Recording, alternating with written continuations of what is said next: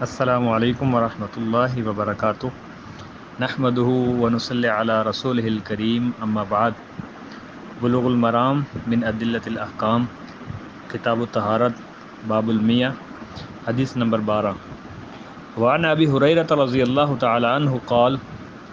قال رسول اللہ صلی اللہ علیہ وسلم اذا وقع الذباب فی شراب احدکم فلیغمسہ ثم لینزعہ فإن فی احد جناحیہ داء وفی الآخر شفاء اخرجہ البخاری وابو داود وزاد وإنہ یتکی بجناحہ الذی فیہ الداء۔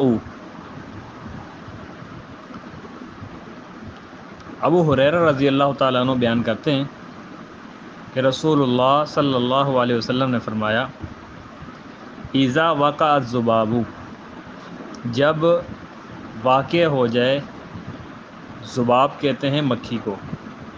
فی شراب احدکم، تم میں سے کسی ایک کے پینے کی چیز میں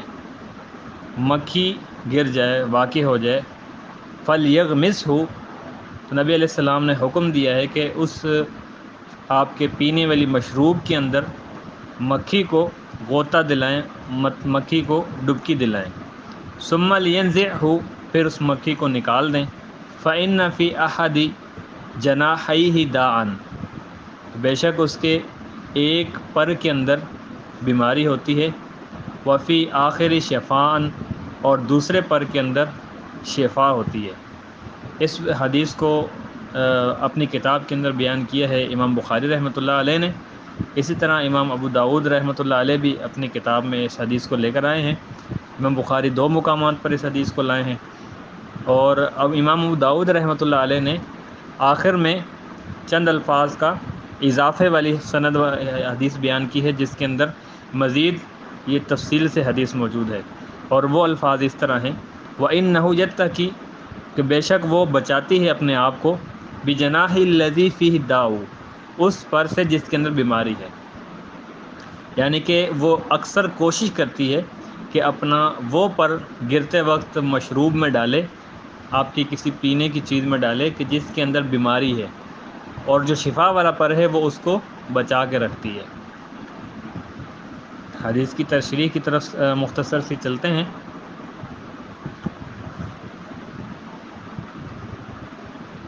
امام ابو داود رحمۃ اللہ علیہ کے اضافہ والے الفاظ سے ہمیں یہ بات معلوم ہوتی ہے کہ مکھی اپنا وہ پر بچا کر رکھتی ہے جس میں بیماری اور مرض کے جراثیم ہوتے ہیں، اور مکھی جب مشروب میں پر ڈالتی ہے تو اپنا بیماری والا پر اس لیے ڈالتی ہے کہ اپنے آپ بیماری سے بچا لے۔ امام احمد رحمۃ اللہ علیہ اور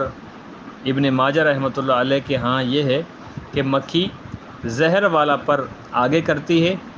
اور جس میں شفا ہوتی ہے اسے پیچھے رکھتی ہے۔ غوطہ دینا اور ڈبکی دے کر نکالنے میں مقصود یہ ہے کہ بیماری کو توڑنا اور زہر کو شفا کے ذریعے زائل کر دینا، یعنی جس پر کے اندر بیماری اور زہر ہے تو دوسرا پر جس کے اندر شفا ہے، اس شفا کے ذریعے زہر کو توڑ دینا، بیماری کو ختم کر دینا، یہ مقصود ہوتا ہے، یہ اس سے مقصد حاصل ہوتا ہے۔ حدیث میں اس بات کی وضاحت دلیل ہے کہ مکھی اگر کسی چیز کے اندر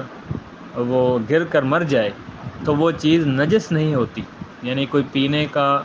آپ کی کوئی چیز ہے اور اس میں مکھی گر گئی ہے تو اس کا طریقہ کار یہی ہے کہ وہ آپ کی پینے کی چیز نجس نہیں ہوئی، وہ آپ کے لیے قابل استعمال ہے، وہ پاک ہے، وہ ناپاک نہیں ہے، وہ نجس نہیں ہے، کیونکہ نبی علیہ الصلوۃ والسلام نے اس کو غوطہ دے کر ڈبکی دے کر نکالنے کا حکم دیا ہے، تو اس کا مطلب اور معلوم یہی ہوتا ہے کہ مکھی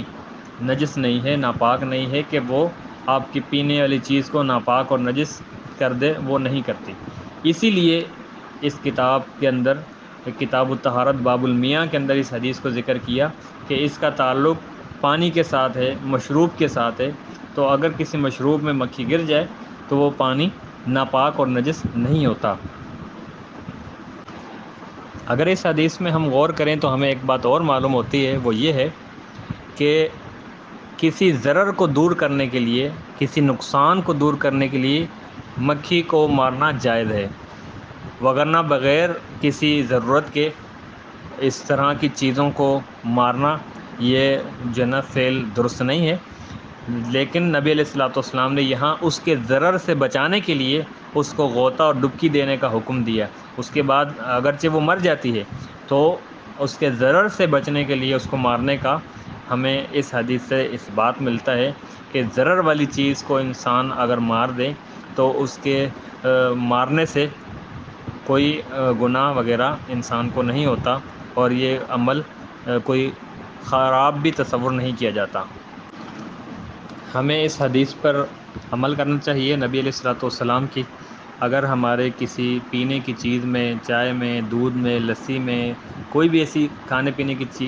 کی چیز میں مکھی گر جائے تو اس کا ایک پر جو ہے نا وہ ڈبوتی ہے اپنا بیماری والا، تو اس کا دوسرا پر یعنی اس کو پوری کو ڈبو کر کے اس کو ڈبکی دلا کر اس کو باہر نکال کے پھینک کے وہ مشروب استعمال کر لینا چاہیے۔ ہمارے استاد محترم فضیلت الشیخ یوسف طیبی حافظہ اللہ تعالی ایک واقعہ بیان کرتے ہیں۔ کسی ہوٹل پر چائے پینے کے لیے گئے تو اس مقام پر ان کے ساتھ مہمان تھے، اور دوسری جانب ایک ٹیبل اور لگی ہوئی تھی، وہاں اور لوگ بھی چائے پی رہے تھے۔ تو اس دوران طیبی صاحب ان کے پاس جب چائے آئی تو مکھیوں کی تعداد کی وجہ سے ان کی چائے میں مکھی گر گئی۔ تو استاد محترم نے اس چائے کے اندر مکھی کو غوطہ دیا، ڈبویا اور ڈبو کے نکال دیا۔ نبی علیہ الصلوۃ والسلام کی اس حدیث پر جو بخاری میں موجود ہے عمل کیا۔ دوسرے ٹیبل پر میز پر موجود جو لوگ تھے ان کی بھی چائے کے اندر مکھی گری، انہوں نے مکھی نکال کر ڈبو کر نکالنے کے بجائے چائے پوری پھینکوا دی اور دوسرے چائے کا آرڈر دیا۔ تو جب دوسری چائے آئی تو چائے پینے کے بعد انہوں نے جب ان کے پاس دوسری چائے آئی تو وہ پوری چائے انہوں نے پی لی۔ جب پوری چائے انہوں نے پی لی تو آخر میں دیکھا کہ ان کی اس دوسرے پیالی یعنی دوسرے کپ جو چائے تھی اس کے اندر آخر میں نیچے وہ مکھیاں موجود تھیں۔ تو استاد محترم آپس میں بات کرتے ہیں کہ ہم نے تو ڈبو کر شفا کے ساتھ اس کو استعمال کر لیا، اور انہوں نے اس مکھی کا پورا جوس پیا۔ اگر پہلے ہی کپ میں جب مکھی گری ہوئی تھی تو اس کو ڈبو کر نکال کے پی جاتے تو اس طرح بالکل اندر موجود پڑی ہوئی مکھیوں والی چائے نہ پینی پڑتی۔ تو یہ حکمتیں ہیں نبی علیہ الصلوۃ والسلام کی ان احادیث کی، ان کے اوپر عمل کر کے ہمیں اپنی زندگی اور آخرت کے اندر کامیابیاں اور اسی طرح ہدایت کے راستے ہمیں ملتے ہیں۔ اللہ رب العالمین سے دعا ہے میں نے اور آپ نے جو کچھ سنا اسے سمجھنے کی، کما حق کا ہو اس پر عمل کرنے کی اور آگے پہنچانے کی توفیق